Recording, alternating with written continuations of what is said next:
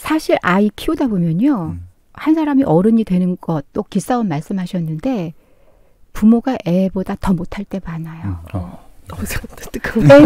애는 사실 급한 게 없어요. 그냥 자기 발달 단계에 따라 크고 있고 네. 그때그때 욕구를 그냥 발산하고 그걸로 끝인데 네. 부모는 계획이 있고 현재 엉터리인 이 아이들을 보고 있고 또 말이 전달이 안 되고 한 말 또 할 때 되게 화나거든요.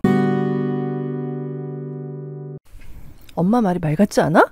엄마도 못하면서 왜 나한테만 난리야? 아이에게 선택권이 있었다면 과연 나를 부모로 선택했을까? 안녕하세요. 들어는 봤지만 읽지는 못한 당신을 위한 다독다독 책장을 열겠습니다. 안녕하세요. 네, 안녕하세요. 와. 네, 때가 됐어요. 네, 혼날 때가. 아니요. 육아서를 한 번씩 읽어줘야 돼요. 맞아요. 읽을 때마다 진짜 이걸 왜 이제 읽었을까? 내지는 나는 왜 이렇게 살고 있을까? 막 이런. 그렇죠. 그래야 아이도 살고 부모도 삽니다. 오늘 저희가 정말 좋은 책을 가지고 왔는데요. 네. 제목 자체도 굉장히 의미심장합니다. 네. 부모와 아이 중 한 사람은 어른이어야 한다라는 책을 가지고 왔는데요. 네. 지금 서점에서도 되게 사랑을 받고 있더라고요. 네, 베스트셀러입니다. 네. 옆에는 이 책의 저자이신 임영주 선생님께서 나오셨는데요. 대한민국 최고 부모 교육 전문가이자 소통 강사로 학부모들이 가장 만나고 싶어하는 멘토 가운데 한 사람이다. 임영주 선생님 안녕하세요. 안녕하세요. 목소리 좋아요. 네. 방송인 같으세요. 네. 오늘 나와주셔서 너무 감사합니다. 초대해 주셔서 감사해요. 되게 바쁘시지 않으세요? 시간 내기 좀 어려우셨을 텐데. 책이 나오면요. 네. 저자는 그러니까 책 쓸 때는 엉덩이로 쓰고요. 책이 나오면 이제 발로 뛰는 겁니다. 네. 역시. 그래서 제목부터 좀 이렇게 뜨끔했어요. 맞아요. 네, 그래서 부모 아이 중 한 사람은 어른이어야 한다. 어떻게 이 제목을 짓게 되셨어요? 뻔히 알지만 다시 한번 생각해 보는 거죠. 네. 그리고 또 있어요. 아이 키우다 보니까 네. 저 자신이 어른답지 못한 때가 너무 많았던 거죠. 그러니까 들을 때마다 저도 뜨끔해요. 아, 정말요? 네. 선생님은 아니실 것 같은데. 그러니까 전문가가 원래 자기 얘기하면은 이게 들통이 나는 거거든요. 네, 근데 이번 책은 유사일에 제가 제 개인 얘기를 하게 되더라고요. 이 제 고해성사가 없이는 이 책 얘기를 할 수가 없어요. 그러니까 제 얘기를 하는 거죠. 네. 마지막에도 이렇게 경험을 써주셨더라고요. 저는 그 부분도 좀 뭉클했어요. 개똥이? 네. 개똥 이야기도. 그러니까. 네. 그래서 지금 유튜브도 되게 열심히 하시더라고요. 유튜브. 네. 네, 저는 엄마들하고 이제 소통하는 방법으로 제가 네이버 TV하고 유튜브 하고 오디오 클립 열심히 하고 있습니다. 네, 그래서 이런 정보를 계속해서 얻을 수 있다는 것도 너무 저에겐 다행인 일인 것 같아요. 네. 오늘은 저희가 이 책 어떻게 읽었는지부터 좀 얘기해 볼까요? 네, 빠르게 저부터 맞고 가는 걸로. 네.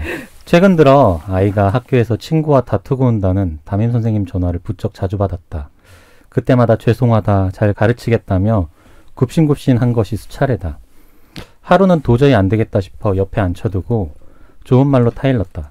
아들아, 너도 친구들과 다투고 오면 기분이 별로지? 선생님께 혼나서 더 기분 안 좋잖아.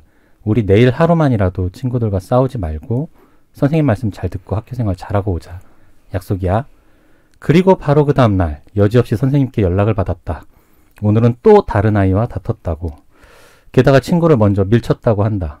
그 얘기를 듣고 어찌나 화가 나던지 아이가 하교하자마자 혼을 냈다. 혼을 내다 보니 감정이 격해지고 나도 모르게 이런 말을 하게 되더라. 아빠가 친구들과 싸우지 말라고 몇 번 얘기했어. 그딴 식으로 다닐 거면 학교 가지 마. 네. 그리고 다음날 아이를 학교에 보내고 부모와 아이 중 한 사람은 어른이어야 한다를 읽으며 또 반성한다. 친구들과 다투는 것도 부모 말을 안 듣는 것도 아이는 아이 나이에 걸맞게 행동한 것뿐인데 부모인 나는 그 사실을 자꾸 잊어버리고 착각을 한다. 많은 부모님들이 비슷한 실수를 하고 있지 않을까 싶다. 괜찮다. 오늘 임영주 선생님께 따끔하게 혼나고 다시 바로잡으면 된다. 같이 혼날 분들 모셔본다. 이렇게 써봤습니다. 나 혼나기 싫어요. 네, 재밌다. 네, 저도 읽어볼게요. 근데 소개를 하면서 했던 말들이 제가 어쩔 수 없이 해서 약간 중복될 거지만 한번 읽어보겠습니다. 육아 고민의 백신과도 같은 책. 구구절절 손뼉을 치고 싶을 만큼 내 마음의 고민들이 쓰여져 있어서 놀랐다. 지금쯤 나에게 필요한 책이었다는 것을 느꼈다. 부모와 아이 중 한 사람은 어른이어야 한다는 제목이 뜨끔하다. 아이를 훈육하기보다 같이 기싸움을 하고 내 해결되지 않은 감정과 우월하고 싶은 이기심으로 아이를 억누르려고 한 적이 많았다. 아이에게 선택권이 있었다면 과연 나를 부모로 선택했을까와 같은 질문도 그동안 바라보지 못했던 거울 속 나를 세세하게 보게 한 질문이었다. 유아기를 거쳐 어린이에서 청소년까지 다 적용이 되는 이야기를 담고 있어 부모된 모든 분께 추천을 드린다. 심리, 관계, 부모됨, 뇌과학 등의 깊고 부지런한 연구를 한 저자의 정돈된 글과 풍부한 예시 속에서 읽는 사람 대부분의 문제 해결의 실마리를 발견할 수 있을 거라고 생각한다. 좋은 육아책은 때가 되면 꼭 읽어줘야 한다. 나쁜 타성을 인식하고 바꿀 수 있고 아이와 부모 모두 성숙하고 성장할 수 있는 기회가 되기 때문이다. 네, 그런 책이었습니다. 훌륭한 책이다. 네. 하시영님은요? 네.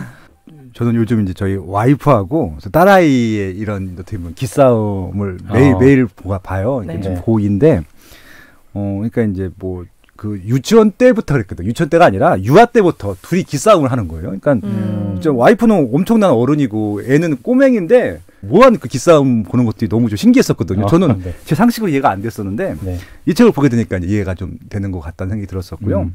그러니까 저는 이제 애들하고 기싸움을 안 하거든요. 그냥 왜냐하면 제가 어른이 아니라는 걸 알기 때문에 그러니까 제가 아직도 철이 안 들고 그냥 어린애 같고 몸만 늙은 사람이라는 걸 알고 있기 때문에 그냥 저는 그냥 애들을 더 올려주거든요. 그러면 오히려 대화도 잘 되고 막 그렇게 되더라고요. 근데 이제 중요한 건 뭐냐면은 이제 이 제목이 저도 처음 보는 문구였어요. 그러니까 부모와 아이 중 한 사람은 어른이어야 된다.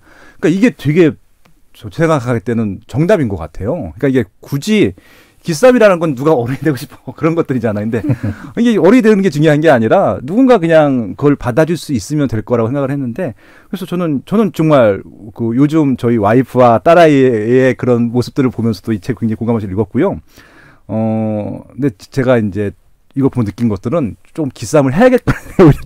오히려 좀 방관자가 아니었나 그런 반성들도 하게 됐었어요. 그래서 오히려 저는 이제 역으로 조금 기싸움을 해야겠구나. 부딪혀 봐야겠다. 예, 그런 생각이 들기도 했었습니다. 네, 아무튼 너무 재밌게 잘 읽었습니다. 네. 어떠세요, 저희 읽은? 아니, 가끔은요, 뭔가 뛰어넘는다 이런 생각을 좀 할 때가 있는데, 이 책을 읽고 또 이렇게 정리를 해주시니까 되게 몸둘 바를 모르는 게 아니라, 저렇구나. 좋은 책이구나. 이런 생각이 들어옵니다. 네. 되게 군더더기 없이 굉장히 전할 사항을 바로 전해 주셔가지고 엄마들이 바쁘거든요. 엄마 아빠들이. 그래서 급하게 읽어야 될 때 되게 좋았어요. 그러니까 이렇게 돌아가지 않고 바로바로 말씀해 주셔서. 네, 진짜 근데 사실 부모와 아이 중 한 사람이 어른이어야 되는 게 아니고 부모가 어른이어야 되는 거잖아요. 왜 어떻게 이 제목 아까 처음에도 여쭤보긴 했는데 이 제목의 뜻은 뭘까요? 사실 아이 키우다 보면요. 한 사람이 어른이 되는 것, 또 기싸움 말씀하셨는데 부모가 애보다 더 못할 때 많아요. 애는 사실 급한 게 없어요. 그냥 자기 발달 단계에 따라 크고 있고 그때 욕구를 그냥 발산하고 그걸로 끝인데 부모는 계획이 있고 현재 엉터리인 이 아이들을 보고 있고 또 말이 전달이 안 되고 한 말 또 할 때 되게 화나거든요. 아까 말씀하셨지만 어제 한 번 얘기해놓고 아빠가 몇 번을 말했어. 막 이렇게 자기도 부모도 몰라요. 몇 번 말했는지. 근데 애한테 꼭 따져요. 몇 번 말했느냐. 이런 식으로 보면은 애들 말싸움보다 부모가 애한테 할 때 그 말싸움이 더 심각하게 유치해요. 그러니까 아이를 우리가 유치하다고 표현을 하는데 부모가 애만도 못하다 이렇게 우리가 애만도 못하다는 표현이 부모하고 자녀하고의 이 보면은 너무 그런 게 많이 보이는 거예요. 자유로운 부모님이 아마 없을 거예요. 저를 포함해서. 그래서 이제 저희가 이전에 이제 육아서들을 다뤘을 때 아이가 어른이 너무 일찍 어른이 되어버린 상황들에 대해서 얘기를 나눈 적이 있는데 이제 거기에 대해서 이제 댓글이 되게 많았어요. 그래, 내가 엄마 상처 다 껴안고 있다가 내가 이렇게 어른처럼 지냈었다는 걸 인식하고 되게 속상해하시는 분들이 되게 많더라고요. 그렇죠. 뭐 요즘 K장녀라는 말도 있고 그러는데 K장녀. 사실 사실 자랑스러워야 되는데 나는 대한민국의 딸이 그런데 그게 아니고 어렸을 때 내가 당했던 수모도 있고요. 그리고 억울함, 피해. 근데 지금 말씀하신 것처럼 어릴 때 어린이답지 않게 부모의 감정을 좀 대신 막 어떻게 막 진화 작업을 한 나 자신 그리고 부모님과의 사이에서 이걸 조정을 한다는 건 아이 일이 아니거든요. 오히려 부모가 아이들 눈치 보면서 아, 우리가 이랬을 때 얘들이 얼마나 불안할까. 최소한 집안은 안전감 있게 좀 해줘야겠다. 이게 어른의 역할인데 오히려 막 여과 없이 애들한테 다 보이고 애들은 그거를 다 막고 그리고 눈치 빠른 이 K 장녀는 엄마 아프지 않게 아버지 마음에 들게 막 자기가 그렇게 처신을 해야 됐거든요. 잘하고 보니까 너무 억울한 거예요. 그것들이. 그래서 이게 지금 켜켜이 쌓여 있는데 엄마 또한 피해자라. 나 그렇게 너 최선 다해서 키웠는데 밖에 안 나오니까 사과 그거 어렵고요. 그러니까 다 피해자만 있어요 지금은. 맞아요. 그러니까요. 안타깝게도. 네. 그럼 정말 다 피해자라고 이렇게 외치는 상황을 나는 어떻게 정리해야 될까요? 그러니까 내가 원하는 사랑을 어릴 때도 받을 수 없었고 지금도 사과를 받을 수 없다. 그러면 이거를 어떻게 정리를 해야 될까요? 내 마음을. 그런 분들이 정말 많아요. 그리고 이 책에 되게 위안을 받으시겠다라고 생각된 부분이 부모로 인해서 상처받지 않은 사람은 없다. 나만 그런 줄 알았는데 모두 집을 다 각자 진짜 집 안에서만 살기 때문에 다른 집이 어떤지 알 수가 없잖아요. 그런데 부모로 인해서 어떤 상처나 이렇게 내면에 정말 큰 이렇게 어떤 충격을 받지 않은 사람은 없다. 그 말도 되게 위로가 되겠다는 생각을 했어요. 근데 그렇죠. 이런 상처들이 되게 좀 정리 안 된 채로 너무 크게 갖고 사는 사람들한테 해 주시고 싶은 말씀 혹시 있으실까요? 지금 말씀하신 건 우리가 왜 동병상련이라는 말 있잖아요. 아, 나만 그런 게 아니었네. 이렇게 위로도 받지만 그렇다고 해서 그게 또 내게 없어지는 건 아니거든요. 근데 내가 이제 엄마의 영향권에 있는 건 아니잖아요. 네, 맞아요. 근데 우리가 피해를 끄집어낼 땐 여전히 나는 엄마와 아버지라는 그 가정에서 옴짝달싹 할 수 없이 피해를 받아야 되는 어린이로 내 스스로를 그렇게 만들어버리는 게 있어요. 근데 결혼하신 분은 남편도 있고요. 부모는 아이들이 있고요. 또 직장 동료가 있고 나의 삶이 있고 나라는 사람이 확실하게 있는데 그럴 땐 유독 어린 아이로 돌아가서 그 과거를 소환해서 내가 아픈 거예요. 근데 과거를 우리가 어떻게 할 수 없잖아요. 저는 그 말이 참 와닿는데 과거와 타인은 어쩔 수 없다. 현재와 나는 그래도 어떻게 할 수 있다. 근데 솔직히 나도 어떻게 못하고요. 현재도 사실 우리가 핸들링하기 어렵잖아요. 이걸 알면서도 자꾸 끄집어 오는 거는 내가 결국은 지금 아이다라는 거예요. 근데 어린 아이가 아니라 이제 어른으로 나를 인정하는 거죠. 쉽진 않아요. 근데 우리는 무슨 이거 씻김굿이라도 좀 해야 될 것 같은. 근데 박사님? 어떻게 보면 이걸 통과 의례고 다 그랬다라는 게 위로가 되고 또 안 되고를 떠나서 이건 내가 이제 어른으로서 버릴 거 버리고 취할 거 취해야 되거든요. 가만 생각해 보면 나 행복하고 싶잖아요. 맞아요. 이 행복을 자꾸 불행한 과거를 소환해서 지금 현재 행복도 버리고 있다면 이건 누가 솔루션 줄 필요도 없어요. 좀 냉정하게 말하면 내 문제예요.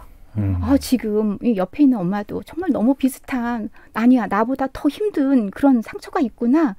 그런다 한들 내 상처가 더 크거든요. 근데 내가 행복하자고 내가 느끼고 내가 결심했다면 버리는 작업도 내가 해야 되고 뭐 그런 얘기 하더라고요. 망각이 굉장히 중요한 거래요. 맞아. 그리고 그것이 안 된다면 용서를 하래요. 근데 이건 사실 너무도 유명한 석학들이 하는 얘기고 우리 정서상 무슨 부모를 또 용서를 해요. 감히. 그럼 어떻게 하느냐. 내가 할 수 있는 방법이 있을 거예요. 그게 뭐냐는 거죠. 지금 제가 솔루션 안 드려도 각자 다 갖고 계세요. 피해자로 남고 싶어서 그렇게 하는 것도 만약에 계속 그런다고 한다면 내가 선택한 걸 거예요. 내가 선택한 거지. 누가 지금 부모가 나타나서 너 그거 과거 잊으면 안 돼. 이러는 거 아니거든요. 누구도 나에게 강요한 바가 없어요. 그리고 그 부모는 그냥 그 당시에 그게 최선이었어요. 저는 저희 엄마에게도 저도 상처받았겠죠. 네. 그렇게 생각을 하고 있었는데 제가 부모교육 전문가가 되고 상담을 제가 하고 있거든요. 엄마들. 진짜 비중이 높아요. 어린 시절에 내가 엄마한테 받았던 이런 모든 것들이. 근데 그걸 이야기 들으면서 제가 치유가 되는 거예요. 하면서 내가 우리 아이들을 보니까 어머 그럼 아이들은 나한테 상처 안 받았을까? 그거 생각하니까 뜨끔한 게 아니라요. 억울해지는 거예요. 만약에 얘들이 그런 말을 한다면 나는 우리 엄마들 세대랑 똑같은 얘기할 것 같아요. 너나 잘해. 내가 널 어떻게 키웠는데. 저도 배울 만큼 배웠고 이제 이 분야에 대해서는 나름 자리 잡았는데도 불구하고 우리 부모들이 했었던 그 원색적이고 걸러지지 않는 그 얘기를 좀 똑같이 할 것 같아요. 그리고 이런 얘기할 것 같아요. 아주 너랑 똑같은 딸 낳아가지고 한번 키워봐라. 이게 언제적 그런 얘기입니까? 아유, 이 방송 우리 딸이 듣는다면 아유, 말도 꺼내지 말아야겠다 이런 생각을 하려나. 근데 정말 저는 억울할 것 같아요. 만약에 우리 아이들이 그렇게 엄마 왜 그때 그러셨어요? 그러면 저는 어떤 대답을 할까? 그런데 이 우리 부모 세대는요. 사실 우리들하고 달라요. 살아온 세대가 달라요. 여러분 60년, 70년대까지만 해도 우리가 농경사회인 거 아세요? 네, 그렇죠. 80년대부터 겨우 우리가 뭐 산업화 이런 얘기가 있었지 실질적으로는요. 그냥 흙 파고 살았단 말이에요. 그게 숙명 같은 거였고 엄마들은 밖에 나가서 일해서 내 새끼들 먹여 살려야 되는데 그 새끼들이 4명, 5명이었어요. 그러니까 절박한 가운데에서 그렇게 키운 건데 무슨 정서를 돌보고 그래야 되지 않을까? 네 생각은 어때? 그랬구나.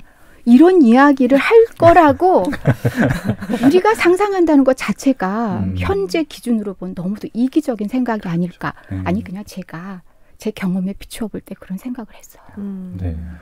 이거 제가 진짜 정확하게 그저께 똑같은 멘트를 들었었거든요.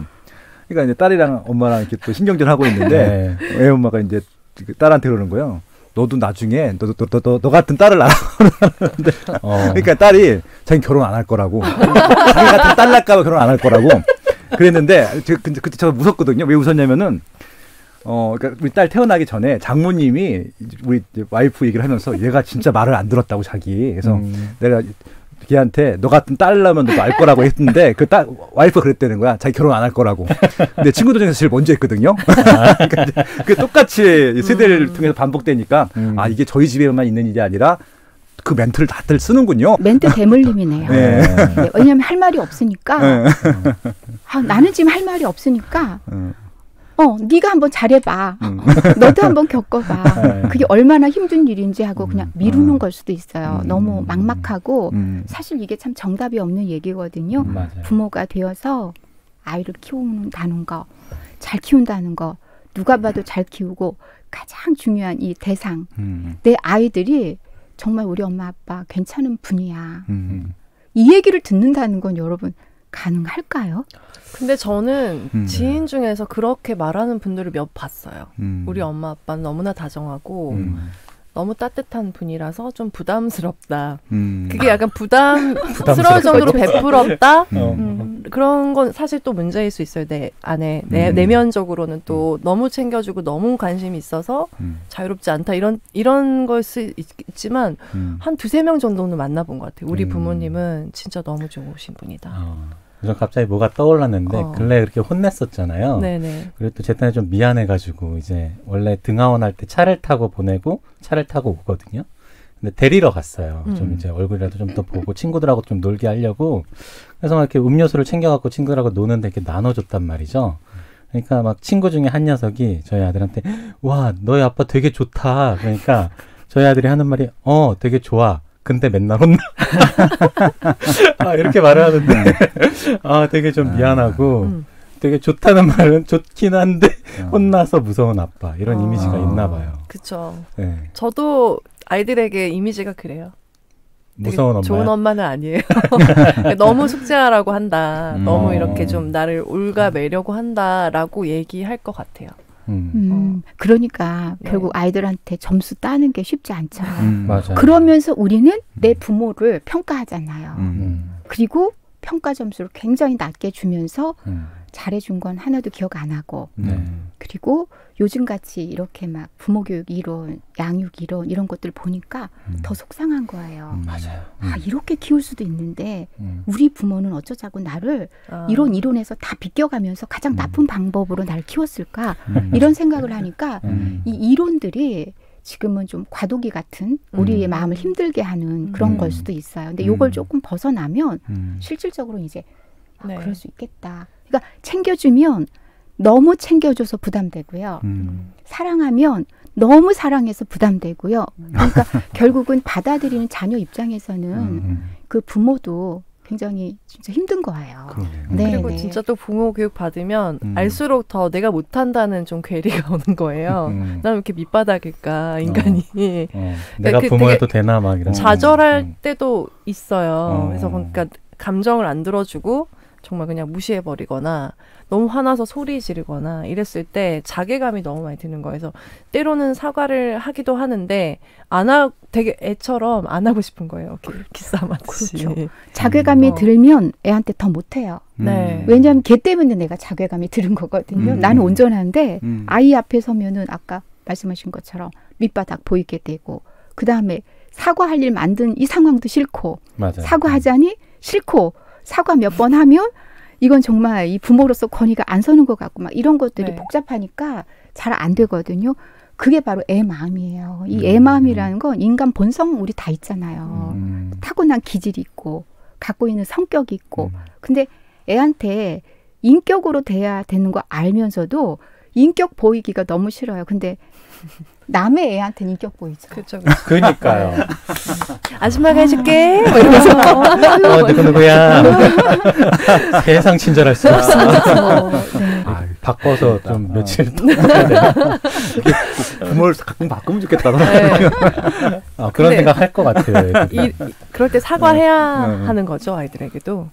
제가 사과 굉장히 중요하게 생각하는데 333 법칙 뭐 이렇게 해서 칼럼도 쓰고 그래요. 뭐예요? 어떻게 하는 건가요? 네. 이 닦는 것밖에 몰라요. 사과를 333이요. 그렇군요. 네네. 3분 이내에. 네. 그리고 아이한테 이렇게 길게 얘기하지 말라는 거예요. 제가 이제 30초, 3분, 뭐 30분 뭐 이런 얘기 하는데 길게 사과하다 보면요. 엄마가 미안해. 엄마가 아까 좀 그랬어.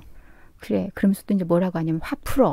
막 또 남의 감정 또 이제. 점점. 왜냐면 애가 막 이렇게 하고 있으면 점점 이제 미워지기 시작해요. 내가 어렵게 사과를 하는데 사과를 받고 내 엄마 이러면 좋은데 뚱 하고 있단 말이에요. 그러면은 화 풀어. 또 이제 감정 또 이제 컨트롤하기 시작해. 그 다음에 엄마가 사과했잖아. 사과를 했으면 받아야지. 막 이러면서 이제 길어지기 시작하는 거예요. 아니 누가 사과하랬냔 말이에요.